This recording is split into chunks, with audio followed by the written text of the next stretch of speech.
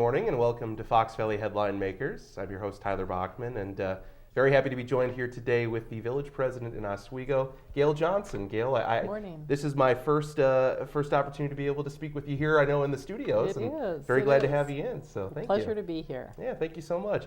Gail, for those of our listeners out there and viewers that don't know, why don't you tell them a little bit about yourself, about how you kind of got involved working with the Village of Oswego as the president and your involvement around the community? Sure, I'd be happy to. I first ran for office in 2011, became part of the Board of Trustees, and then in 2015 decided I'd like to run for village president. I saw a lot of potential in Oswego, a lot of potential for growth, which I thought was important. Being a business owner, I've always believed if business isn't growing, it's dying. I believe the same thing about communities. Yeah. And so my goal was to make sure we did some smart growth and managed the growth and to see Oswego flourish. I'm also a business owner. I own a communications consulting business, talking with people just like we do now, one-on-one, doing a lot of conference speaking. And I'm on the food pantry board, I've been on an economic development commission, so active in the community for a long time. Politically, only for the last 7 years. Yeah, and I always ask when I speak with officials about why they got into office in the first place, why that is. Why, if it's was it essentially just a want to serve your community? When you love where you live, I think it's a natural instinct to get involved. And so for me, loving where I lived has always meant volunteering. I learned that from a young girl. I grew up in Norridge, Illinois, which is a suburb of Chicago. Yeah. Mm-hmm. And it's an immigrant community, so every family there is either first or second generation immigrants. My family was from Italy and Norway, both first generation here. And we gave back. My mother volunteered for everything. So if it was donut day for the Salvation Army, Poppy Day for some, whatever it was, she was collecting. And I learned that as a young girl. So naturally, when I moved out to Oswego, when we were only 3,000 people, I volunteered with my kids' schools. I was on the Boulder Hill Civic Association with Kay Hatcher, who was Kay Wallace at the time. Yeah, put that on the resume. And it's a part of who I am. But I believe when you really love where you live, you want to be involved. Yeah, absolutely.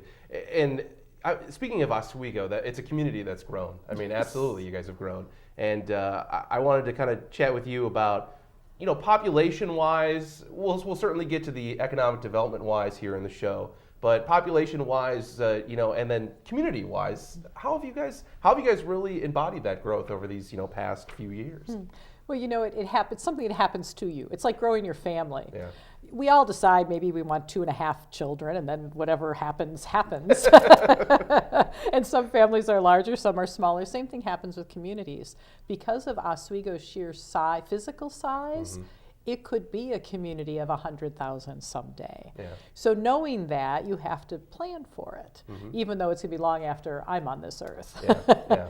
But our struggle is to keep that small town feel that we had when it was 250 and 2,500, right, and now at almost 34,000. How do you do that? And I think we do that through community organizations. Yeah.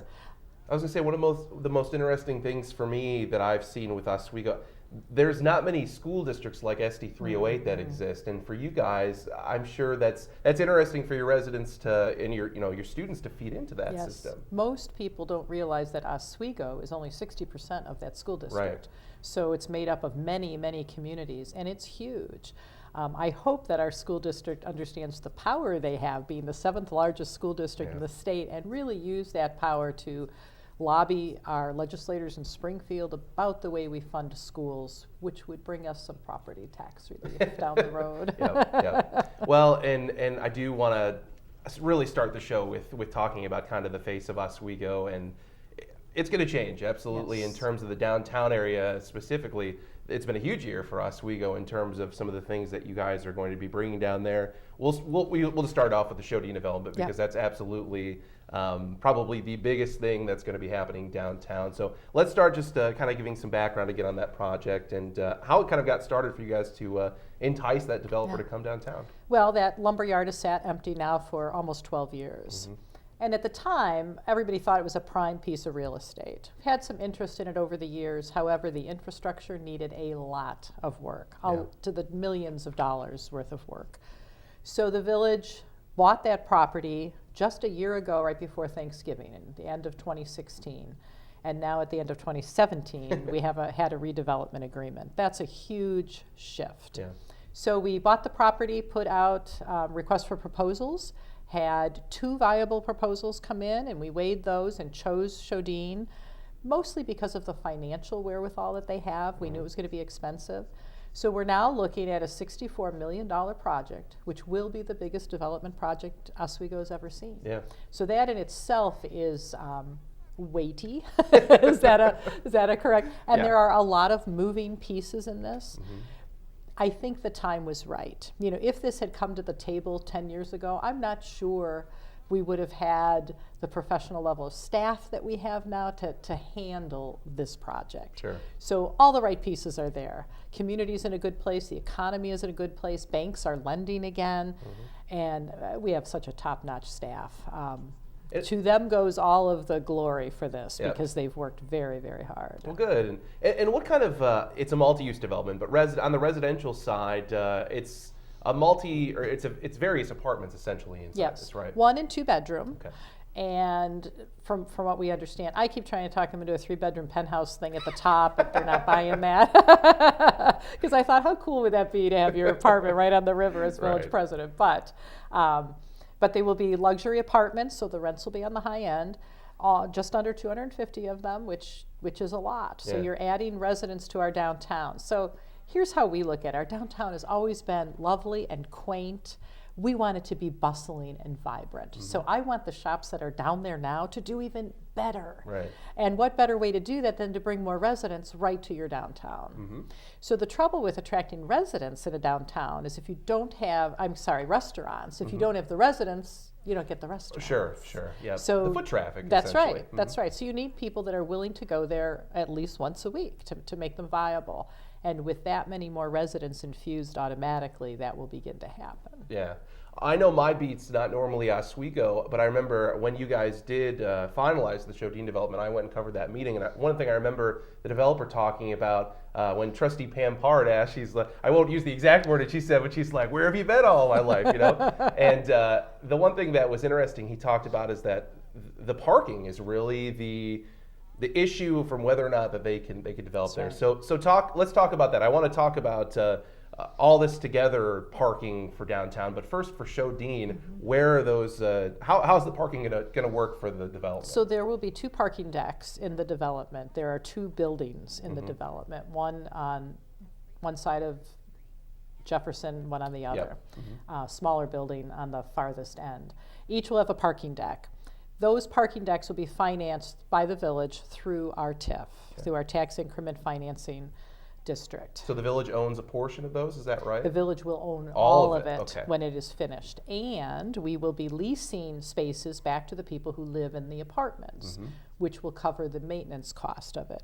Parking decks cost $35,000 a space. Wow. Just let that sink in. That is a lot. So that's a lot of money, and it boggles my mind. It makes no sense. But then again, the cost of a mile of road makes no Sure, sense to me sure. either. So it's a huge cost, and without the TIF, and Shodine was very clear about it, without a way to finance this project, it would never happen. Yeah. So this was a financing tool that we're able to use. All the municipalities have embraced it. Our school district, the superintendent has said to me personally, he said, 20 years from now, we're going to have at minimum $1 million more a year every year in Yeah. property taxes. That's huge. So I always say, what if this had been done 20 years ago? Where would we be now? Right. Would the school district be in as tough a spot? So it's looking to the future, which I credit this board with, and it's not just Gail Johnson, it's the entire board, to be able to look out 20 years and see what could be and make the hard decisions today Yeah. to make sure that it's better 20 years from now is huge. Well, it's probably the biggest piece that's really going to change the way your downtown looks. I mean, there's certainly other projects we're going to talk about here. Yeah, I mean, that project, it's a massive undertaking. And can you tell us at this point? I know there's commercial development and then a restaurant that's been talked about there. Is there One of our those finalized? requirements is that there would be a restaurant. Now that's up to Shodine to find. Okay. So that we will help in that, but those are really his spaces to lease out. So the whole first floor is residential, restaurant and business commercial. Okay. So that will be his, and it will make a nice appearance along Washington Street there. Mm-hmm. So as you walk along, you would actually look into a restaurant. Part of the restaurant will have a second floor balcony that overlooks the river, which will be amazing and Yeah. be a big draw. Another project going downtown is the Oswego Potters development, Yep. and I know we've covered it and tried to kind of let residents know. There was an issue earlier last year about some of the financing for that from the county's side with the revolving loan fund. Right. There was I'm trying to remember the percentage exactly. It was a little under 50%, if I remember right, Yes. of the funding from the county's money that was expected to be going for that project. Turned out that couldn't be the case to loan to the village, who could then loan to Right.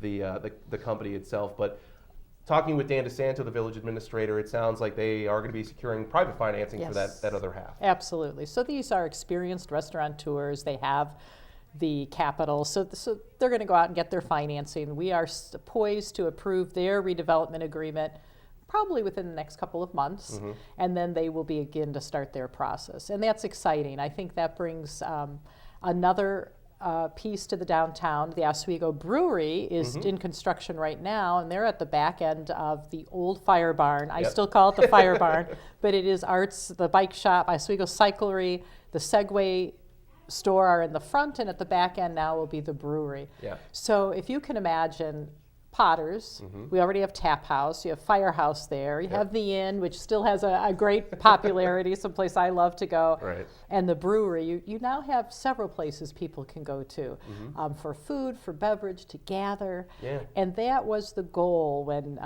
I ran for village president, was to have that vibrant downtown, to have it be on Friday and Saturday night. Where are you going? We're going downtown. Sure. Instead of we're going out to Naperville or Plainfield. Now this brings me to my question about parking overall, I guess. Talking about having the brewery coming downtown, Potters coming downtown, where is there additional developed parking you guys are looking at, or do you think you have the parking already to deal with the influx of people that's expected? I think we have prepared for the influx of people. Now that said, everybody is used to coming downtown and pulling up in front of their favorite establishment and parking. Right. That will no longer be the case. It's going to be like when you go to downtown Geneva. Sure. You don't pull up in front of Egg Harbor Cafe and park. You Yeah. park a couple blocks away and you walk. And we don't think anything of doing that. And people won't think anything of doing that here. So it's a different way of looking at it.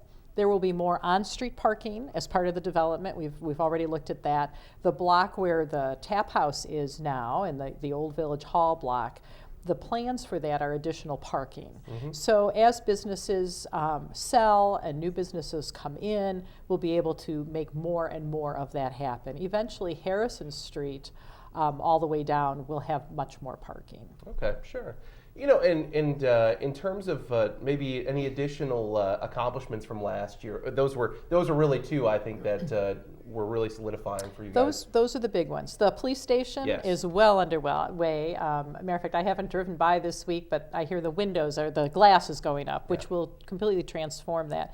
And that building for us marks the end of an era of the old PD, because that was so outgrown. But now in this new police station, not only does it visually speak to transparency, we're going to have a social worker in that building every day of the week. I mean, how cool is that? Yep. So that people have access here in Oswego, which is the largest population center in the county. Sure. So that to me was an important aspect. Remind me, what did it take to be able to get the police station, the new police station, under wraps? Because that's a little bit before my time when I was here. But I guess bring us back up to speed about how that kind of got Well, developed. funding, it's always funding, Sure, right? always funding, yep. So in 15, we passed a increase in the home rule sales tax. And that paid not only for capital improvements and roads throughout Oswego, which were in need of resurfacing, but also completely funds the bonds on the police station. Okay. So that is completely funded through that sales tax, and it's a great thing. We're able to rebate that amount every year to our taxpayers, so they are not paying for that through their property taxes, which is important because our property taxes are so high. Sure. So high. Sure. Any other areas besides really downtown? We talked about the police station, obviously, but are there any other areas around besides the downtown area that you guys are really focusing on for 2018? Always looking at the Route 34 corridor and how we fill that in, Yeah. because we actually have a very low vacancy rate, but of course the big empty Dominick stands out. That's right. Bed Bath & Beyond is empty, and 1/3 of The Lowe's is still empty. So we are always looking for ways to fill that. But as you know, retail shopping is not on the uptick. Yeah. And this is sort of a mixed bag. We see it, I don't know about your experiences shopping this holiday season, but I'd go into a store, look for a particular size, and they would look at me and say, you can order that online. Sure. And so in some ways, the retailers are forcing us to go online. So that's wreaking a little bit of havoc with some of the empty spaces. That said, our vacancy rate is still very low, even along that Route 34 corridor with those big empty spaces. Orchard Road, we're always looking at. Yeah. Orchard is going to take a little more care. It needs the residential as well as the commercial. Yeah. So we see little pieces coming there. I think we've seen a lot more interest this year. Once the Shodine development was announced, there's a lot of interest in the downtown as well as in the periphery. We even see an uptick in interest in the housing market, which will again, people say, why do we need more housing? Well, the big boxes, the Costco's, the Trader Joe's, they want 40,000 people in your town. Sure. So until you reach those magic numbers, they are very hard to draw. I've wondered about Orchard Road because the spot that you're talking about, I've wondered, is that maybe a long-term goal of filling that in? Because there are plenty of spots over there that are still open. Yes, that is absolutely a long-term goal of filling that in. And we work on it in different ways throughout. The goal always is to find the best location for a shop. Steve Bruce's Cheesecake, am I saying that right? Yes, okay. That's correct. So he's coming out to Orchard Road. Yep. He's going to open a second location. He has one in Plainfield. And people are so excited. He's doing pop-ups out of his trunk on Saturdays to sell his cheesecakes because people can't wait for it to happen. Right. So as businesses like that come, he's a destination. So when you go out there to have lunch or buy your cheesecakes, we hope that you go to Jewel, get your groceries, stop and get some gas at the BP out there before you head home. Got it. Well, we've got plenty more to talk about. We got to take a quick break. We'll come right back after this.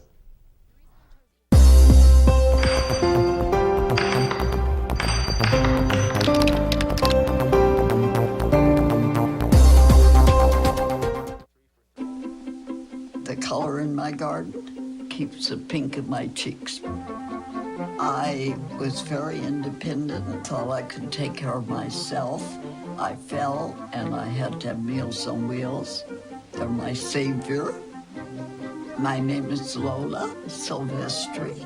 America, let's do lunch. Drop off a hot meal and say hello. Volunteer by donating your lunch break at America Let's Do Lunch. I see you mobbing over her. Let's go. Let's mob. Let's crawl. Let's crawl. Let's crawl. Hey, yo, we mobbing. Come on, girl. Let's crawl. Hey, yo, let's crawl. Hey, yo, let's crawl. Hey, let's crawl. Hey, yo, let's crawl. They call me Prince like I'm royalty or something. But the places I've lived ain't no palaces. So I don't need grilled salmon or a new scratching post. Just give me a cardboard box and a can of tuna and we're good. You can even change my name. I'm cool being the kitty formerly known as Prince.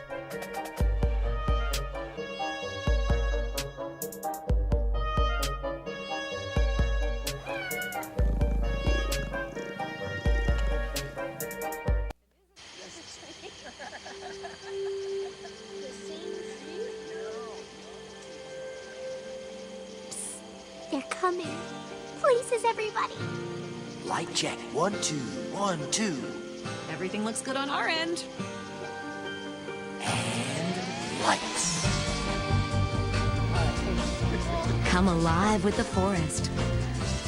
Visit discovertheforest.org to find a forest near you.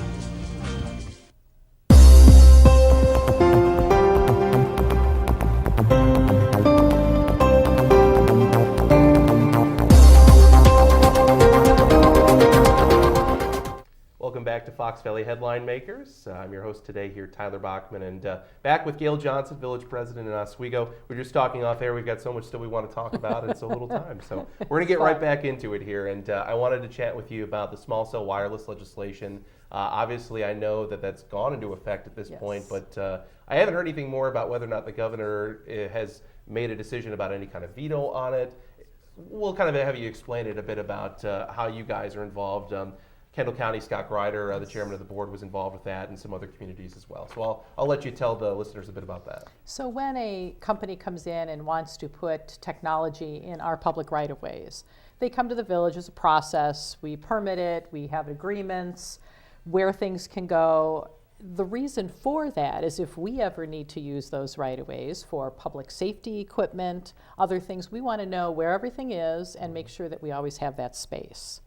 Small cell wireless, while it says it's small cells, they are not really all that small. Right. So on the light pole in front of your house, they could put something the size of a dorm fridge. And they can pile these 4 and 5 high. So they can be unsightly right in front of your house. Now the village would never have allowed that. Yeah. We would have made sure they were in places where they, would be out of the view. So instead of going through the municipalities, AT&T has decided to go directly to the state legislature, and the state legislature bought their argument. This has happened before. We've had other companies that have wanted to circumvent the local municipalities and go right to the state. I am a huge proponent, of course, of local control. I think nobody knows better than their local community what's best for their community. Sure. And I only have to point to the dysfunction we have in Springfield to say, why would we let them make a decision for us? Right. And I mean that with all due respect, because what they do is very difficult, but let your communities make their own decisions. Sure. So I was really disheartened, although our legislators, the majority of them voted against it, even though it passed. And it's about having local control behind it. Absolutely. Isn't that right? Absolutely. So we get to say where things go, because we know that in the future, we know Oswego is going to continue to grow. So where things are in that public right-of-way are really important to us. And I think when I had spoken with you about this before, you talked about, there could be the need to put something there for KenCom or That's for, right. for dispatch services. Absolutely, absolutely. And that always should take precedence. Our emergency services should always take precedence. Sure. Well, let's talk a bit about some of the shared services you guys have going on in the community. One thing I know between you and Yorkville, you were looking into having a shared, it was a building management Facilities person? manager. Facilities manager. So currently with Yorkville, we share a purchasing agent. And we hired that position not even a year ago, and it has paid huge dividends for us. So we thought that was so successful, let's look at doing the same thing for our facilities. Yorkville has several buildings, Oswego has several buildings, and the impetus for us was really the new police department coming on board. Yeah. Our officers can't be expected to maintain that and do their job. Yeah. So taking care of a building, the old Village Hall is a great example. We've have nobody that, our public works department does the best that they can when a work order is put in, but we need somebody that really tracks all of those things. When do you check the HVAC? When do you clean the carpets, wash the windows, recaulk the chimneys, whatever it is that needs to be done. And I don't know what I'm talking about, so just know that that's. Sure, I know what you're I'm saying, sort of though. making Keep that tabs part on it up. all. Keep tabs on what's going on on. it and what's happening. So I think it's an exciting proposition that we feel will pay for itself in saved costs. Okay. So when you maintain something, you're always going to have savings because you won't need to replace it as often. Right. So that's our feeling, and we have such a great cooperation with Yorkville on many of our shared services, and the Village of Montgomery as well, that it's nice to see those growing because it saves money for all our communities. Yeah. And so that person's going to be working out of Village Hall in Oswego, or how does that kind of work back and forth between the two They'll communities? go back and forth. Oswego has a little more room, so we're happy to house them. Sure. We split the costs of salary and benefits, and they track their time. So, for instance, our purchasing manager now tracks her time very carefully, and that's shared with both municipalities so that nobody's getting more or less, that it pretty much stays equal. Okay.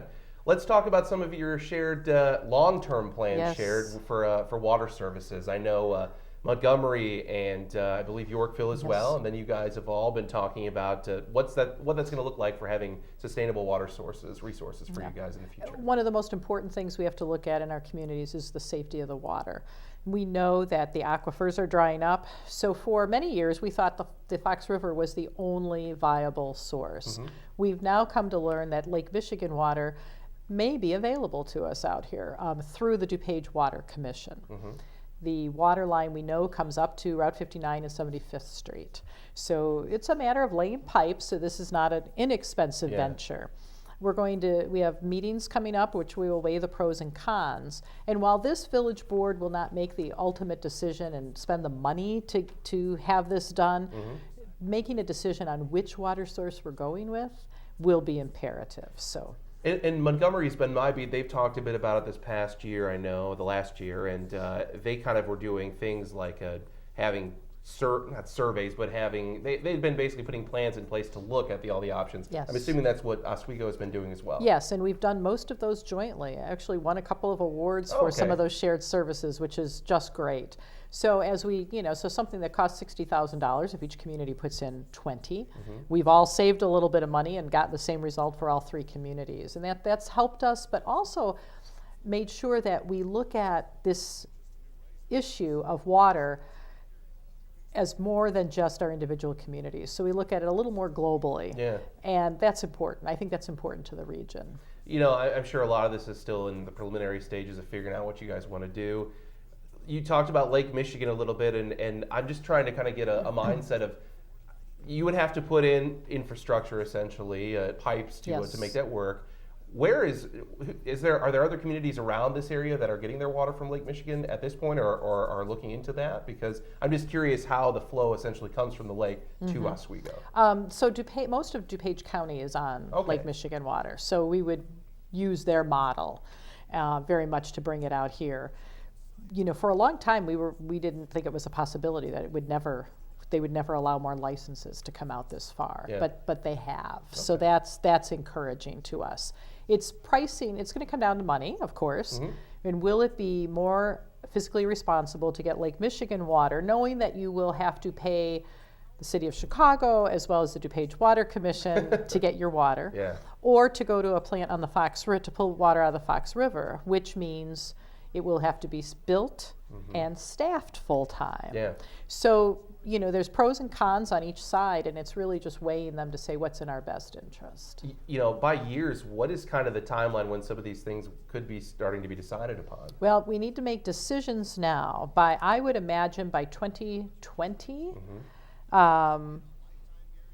more concrete decisions will need to be made for financing, starting to figure out a financing plan. But by 2030, we should be up and ready to go, because that is when the projections for the aquifer look very dire. Yeah. Now, that all changes. If Joliet decides to go with another water source, they pull a lot out of the aquifer. Yeah. So if they decide to go to the Kankakee, which we're hearing rumored, or to Chicago, then that buys us a little bit more time. But I don't want to be at somebody else's mercy for water supply for our residents. Understood. Well, let's end on this. So we've been talking, throughout the last year and really a year and a half about Caterpillar. Yes. And I know you're a part of the discussions with the officials there about what the deal is with CAT and the essentially the closure. I think 800 some employees are essentially going to be looking for new work. What are some of the most recent discussions, I guess, you guys have been having with officials with CAT? And what are we looking forward to, I suppose? So Caterpillar continues to engage the task force, which is Montgomery,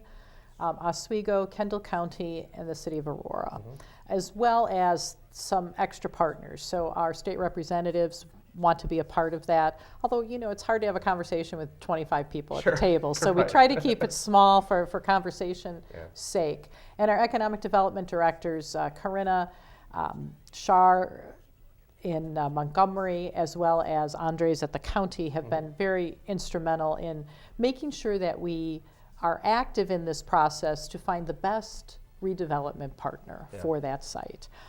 Ultimately, it's Caterpillar's plant. It still is. They own it. They will sell it, and they will sell it to whom they want. Where we come in is if the new user asks for some things. So right now they're on their own water supply. If they want a city water supply, it makes sense for them to go to Montgomery to get that. It's closer for them. So maybe they would incorporate into Montgomery. If they wanted incentives of any kind, then we need our state representatives involved, because those would be done at a state level. So it's, again, another more global cooperative, and we're all talking about it. What we want is sustainable jobs and revenue out of that site, because it's a big site. It's been a part of our history for a long time. It has, absolutely. Well, Gail, thank you so much for joining me today. Well, thank you. It's a pleasure. Yep, Always to talk great. with you. So, come back anytime. Thanks. You guys have a great day. Tyler.